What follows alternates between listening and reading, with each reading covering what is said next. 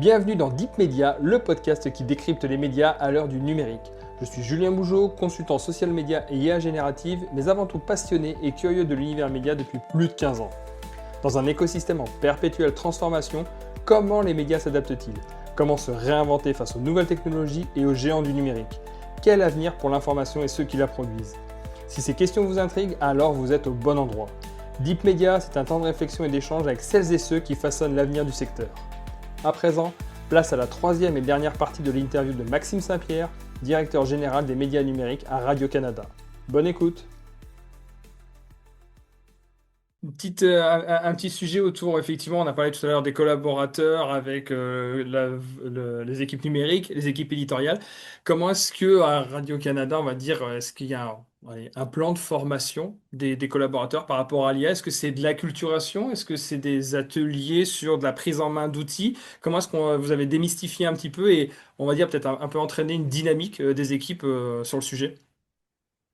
Oui, moi dans mon groupe, étant donné qu'on développe des outils à l'interne, par exemple pour la gestion du contenu, etc. Donc, on a déjà des équipes de formation qui sont là pour former tous les contributeurs éditoriaux au pays. Donc, pour s'assurer qu'ils puissent utiliser les outils de façon la plus efficace possible. Dans le contexte de l'intelligence artificielle, de par mon implication, on a vraiment avancé sur des formations plus spécifiques, je devrais dire.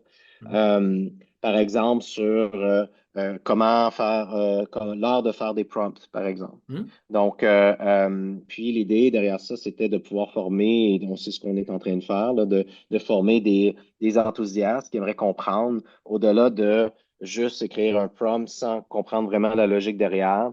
Comment on peut tirer profit d'un prompt qui est structuré, architecturé d'une certaine façon pour avoir une réponse qui est encore plus éloquente. Donc, ça, c'est un exemple. Hmm. Euh, Puis, bon, ben, de faire la formation à l'ensemble des groupes, incluant des exécutifs, ça permet aussi d'avoir tu sais, un effet aussi de OK, on a des outils en main, puis on comprend un petit peu plus comment ces outils-là peuvent nous aider. Donc, ça, c'est un exemple très appliqué. Mais on a une équipe aussi qui fait de la formation au niveau national, Hmm. qui s'intéresse aussi à l'intelligence artificielle. Là, c'est pas moi qui la gère, cette équipe-là, mais je sais qu'ils ont ça aussi à cœur. Puis l'objectif, encore une fois, c'est de s'assurer de faire une montée en compétences. Donc, et étant donné qu'on est un peu les experts du sujet, on a travaillé avec eux pour commencer à établir les bases sur c'est quoi l'intelligence artificielle. Donc, l'espèce de formation de base, ça, le bootcamp de l'IA 101, puis ça veut dire quoi de l'IA, c'est quoi la définition, comment ça peut être appliqué, dans quel contexte. Puis on essaie vraiment de juste de démystifier les premières questions parce que l'intelligence artificielle, c'est des mathématiques. Donc, c'est Hmm. juste des statistiques, c'est des probabilités. Mais souvent, c'est quelque chose, quand ça a l'air un petit peu trop magique ou mystérieux pour les gens dans la salle, on essaie juste de démystifier un peu ça pour que les gens y comprennent. Puis par la suite, dans un monde idéal, c'est de former la boîte au complet, hein, de faire Ouais. un programme de montant en compétences qui permet aux gens de travailler avec des outils comme ça, avec une aisance puis une assurance. Ouais, bien sûr. Et d'ailleurs, ça joue peut-être aussi sur, on va dire, sur les profils, bon, on va dire les nouveaux profils à Radio-Canada ou les profils en devenir.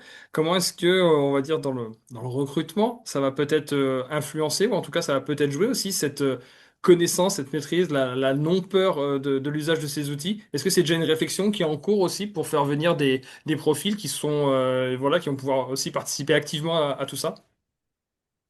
Oui, un bon exemple, je parlais de la collaboration qu'on avait aussi avec la salle de rédaction, entre autres.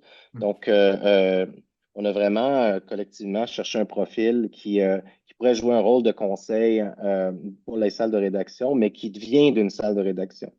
Donc, c'est quelqu'un qui a des formations en journalisme, mais c'est quelqu'un aussi qui est exposé aux possibilités de l'intelligence artificielle. Donc, on crée des rôles un peu plus exploratoires comme ça pour justement aller vraiment comprendre ces intersections-là entre Hmm. deux expertises, voir comment au final, ben, on peut tirer notre épingle du jeu aussi avec les outils qui sont disponibles pour nous.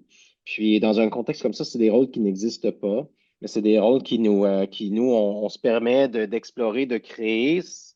Il y a une part d'incertitude dans tout ça, mais on sent logiquement que ça fait du sens. Puis, puis dans ce cas-ci, bon, ben, on a une personne aujourd'hui qui, son rôle est vraiment de faire l'intersection entre les équipes numériques et la salle de rédaction pour dire, moi, je comprends ce que vous voulez dire au niveau éditorial. Puis ensuite, ou des fois à l'inverse, je comprends ce que les équipes technologiques essaient de faire. Donc, comment on arrive à trouver un juste milieu pour s'assurer que on ne vient pas nous dénaturer une salle de rédaction, qu'on ne vienne pas dénaturer du développement numérique, par exemple. Ouais, c'est ça favorise la Ça collaboration. n'est pas un gage de succès, on s'entend, mais Hmm. je pense faut vraiment le tester parce Ouais. que probablement d'autres rôles comme ça qui doivent être créés. Donc, tu sais, je pensais développeur avec tu sais, une expertise en natural language processing. Hmm. Jamais, il y a 5 ans, j'aurais pensé embaucher quelqu'un comme ça. Donc, Ouais, c'est sûr. mais c'est le genre de rôle qu'il faut de plus en plus explorer, puis d'expertise qu'on va devoir avoir si on veut rester pertinent, encore une fois. Ouais, c'est ça. Et puis en même temps, ça permet aussi, ça traduit une vraie volonté de la part de Radio-Canada aussi de ne pas faire les choses par silo, quoi. C'est aussi, c'est transverse et voilà, c'est aussi comme ça que les projets arrivent à avancer. Et ça, c'est plutôt, je pense plutôt vertueux en tout cas dans la mise en place de tout ça. Juste, je voulais revenir aussi un petit peu par rapport à l'usage de l'IA plutôt dans les domaines vraiment de la création et de la production, que ce soit un peu dans tous les contenus. Comment est-ce que là, ça se positionne? Est-ce qu'il y a déjà des choses qui sont effectives dans ces domaines-là? C'est quoi? En ce moment, on est en réflexion sur ces sujets-là précisément. L'objectif étant de voir est-ce qu'il y a des opportunités d'utiliser de l'intelligence artificielle. Il faut comprendre, c'est qu'on fait de la production interne, on fait de la production, on fait affaire avec des producteurs externes aussi. Donc, et que ce soit en audio ou en télé, en vidéo. Donc, il y a une industrie aussi derrière, puis dans le respect aussi de cette industrie-là, on cherche vraiment en ce moment, on est plus en mode de réflexion parce que certains producteurs vont vouloir utiliser l'intelligence artificielle. Il y en a d'autres qui demandent la permission, je vais dire ça comme ça. Mhm. Comme nous, on est diffuseur public. Mais assurément, l'objectif, c'est de voir comment on peut respecter l'écosystème dans lequel on est, mais s'assurer de voir s'il n'y a pas des opportunités aussi. Puis, si je vais donner un exemple très concret, il y a par exemple, si on n'a pas les capacités aujourd'hui de rendre disponible certains contenus, est-ce que l'IA peut nous aider? Mais si oui, dans quel contexte? Parce que ça devient une production dans laquelle, oui, on a besoin d'intervention humaine, mais on, on crée du contenu qui n'aurait pas existé normalement autrement. Mhm. Donc, par exemple, si je fais la transcription de tous nos contenus audio, je le rends texte, euh, y a- on n'a pas la capacité de faire ça. On a des milliers et des milliers d'heures de contenu audio. Donc, c'est un bénéfice pour le référencement, pour faire découvrir les contenus. Mais la question est éthique. On s'entend, est-ce qu'on le fait pas, dans quel contexte? Donc, c'est le genre de réflexion qu'on doit avoir parce qu'on a des critères aussi de précision sur certains contenus, parce qu'on est normé aussi. Donc, il y a tellement de critères à prendre en considération. Peut-être pour résumer comme ça que la réflexion est vraiment importante avant de se positionner. Euh, Puis des fois, c'est de dire, on ne le fait pas aujourd'hui, mais qu'est-ce que ça prendrait pour qu'on le fasse? Ouais. Puis des fois, la réflexion, ça serait facile de le faire, mais est-ce qu'on veut vraiment aller là Oui, c'est ça. comme Ouais. service public? Mhm. Ouais, il y a Et opportunité, c'est tout ça qui orientation, anime nos discussions. bien sûr. Ouais. Qui Et, anime nos discussions. tu sens, par rapport à l'écosystème de la production au Canada, c'est plutôt un écosystème qui est demandeur, ou en tout cas qui est assez actif dans l'usage de ces technologies-là, ou tu sens qu'ils sont encore plutôt dans un modèle, on va dire, classique et qui s'en contentent, ou en tout cas qu'ils n'ont pas forcément envie d'avancer énormément dans le domaine. Euh, je ne suis pas la meilleure personne pour répondre à cette question-là, D'accord. mais ma perception, c'est que c'est à géométrie variable en Ouais. fonction des différents producteurs. J'ai eu quelques discussions avec des producteurs, mais je ne les connais pas tous, donc Hmm. je veux m'assurer de de respecter leur approche et tout ça, mais il reste que j'ai senti de l'enthousiasme chez Ouais. certains, de la crainte chez d'autres, ce qui est tout à fait légitime parce qu'on est vraiment dans une transition en ce moment, mais je ne pourrais pas parler au nom de l'ensemble de l'industrie. Là, ça, je n'ai pas l'information. Ça marche. Si on se projette un tout petit peu là dans les prochains mois, c'est quoi un peu les grands chantiers, en tout cas que dont tu peux parler, sur lesquels voilà tes équipes elles planchent et sur lesquels voilà ces technologies-là vont être déployées. Ça s'oriente plutôt vers quoi? Nous, vraiment, le chantier j'ai fait allusion un peu plus tôt, c'est vraiment toute la labellisation de nos contenus. Donc, le RAG en tant que tel, Mm. dans un souci de faire découvrir nos contenus, c'est vraiment celui sur lequel on planche en ce moment. Pas que, mais c'est celui qui, selon moi, a plus de valeur ajoutée à long terme. Donc, c'est vraiment celui-là qui occupe nos équipes. Mais on se bute à plein d'enjeux, plein de soucis aussi au Ouais. passage. Donc, mais il est quand même costaud, là. Donc en gros, c'est pas tant de la création de contenu via l'IA, c'est plutôt la valorisation et la mise en avant, la remise à disposition des contenus en fait qui va être un peu au cœur de la stratégie des prochains mois, si je traduis un petit peu. Dans notre cas, c'est vraiment un de nos objectifs, c'est de faire découvrir nos contenus plus facilement parce qu'il y a Mm. tellement de contenus disponibles aujourd'hui qu'on veut vraiment mettre l'accent là-dessus. Mais on a quand même des équipes qui explorent Bien avec sûr. la production de contenu, mais on avance à petits pas. Oui. Ouais, ça marche. Allez, on a fait quelques mois. Je fais une dernière question. Si je te dis Radio-Canada dans 5 ans, à quoi est-ce que ça ressemblerait au niveau expérience utilisateur? On en a parlé. Allez, on se projette aussi un petit peu contenu. Comment est-ce que tu imagines un petit peu la chose à 5 ans? Ce qui est un exercice, je te l'accorde, pas évident. Ouais.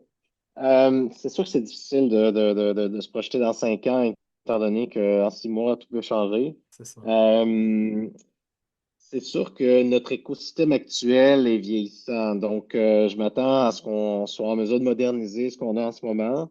Par la suite, je vois aussi tout ce qui se fait au niveau des assistants en IA, donc je ne serais pas surpris que Radio-Canada développe une approche dans laquelle, puis encore là, on discute, là, mais il y a beaucoup de si dans tout ce que je dis, mais Hmm. par exemple, je voyais que Washington Post venait de lancer son assistant en IA. Je vois aussi que d'autres joueurs qui lancent leur assistant. Donc, je vois vraiment une expérience disponible, peut-être pour des auditoires qui sont différents qui est beaucoup plus à l'écrit, en mode assistant en IA. Donc, on est moins dans l'interface classique web, mais on est plus dans un échange avec un outil, un peu tu sais, à la Gemini ou à la Hmm. Claude, mais vraiment contextualisé dans le média, ce qui nous permettrait, entre autres, de s'assurer que tous les contenus sont validés et les sources sont validées aussi, parce que ça serait notre pool à nous. Pour arriver à faire ça, ça prend un RAG, donc vous pouvez comprendre que il y a de la suite dans les idées. C'est ça. Ceci étant dit, je vois vraiment des nouveaux, en fait, je vais le résumer comme ça. Je vois vraiment des nouveaux comportements utilisateurs et on va devoir s'ajuster à ces nouveaux comportements-là, principalement au niveau de la recherche des contenus et la découvrabilité des contenus. Donc, il va y avoir selon moi, un écosystème qui va encore être un peu plus conventionnel, mais on va voir aussi quand même une grande évolution au niveau des comportements sans nécessairement d'interface comme on connaît aujourd'hui. Finalement, est-ce que l'IA et ces technologies-là pour Radio-Canada dans les années à venir, c'est pas renforcer finalement la robustesse de vos expertises, de vos contenus, en favorisant la découvrabilité et puis en montrant un fait au public que voilà, les contenus sont là, les contenus sont rigoureux et les contenus sont à leur service? Ben, c'est ça notre mission, hein. Donc, de s'assurer de rendre disponible, de faire les meilleurs contenus possibles, puis d'informer, d'éclairer, de divertir. Bah, merci beaucoup. Toujours un plaisir. Encore une fois, on a toujours des bonnes discussions. Puis c'est très facile pour moi de parler de ces sujets-là parce que je baigne dans tout ça tous les jours. C'est la fin de la troisième et dernière partie de cette interview de Deep Media avec Maxime Saint-Pierre, directeur général des médias numériques à Radio-Canada. Je vous donne rendez-vous prochainement pour de nouvelles interviews avec celles et ceux qui façonnent l'avenir des médias à l'ère du numérique. En attendant, pour ne manquer aucun des prochains épisodes, abonnez-vous à ce podcast et mettez les étoiles et commentaires adéquats. Deep Media est un podcast autoproduit par Follow Me Conseil, agence de formation et conseil stratégique spécialisée en IA générative et social media. À très bientôt.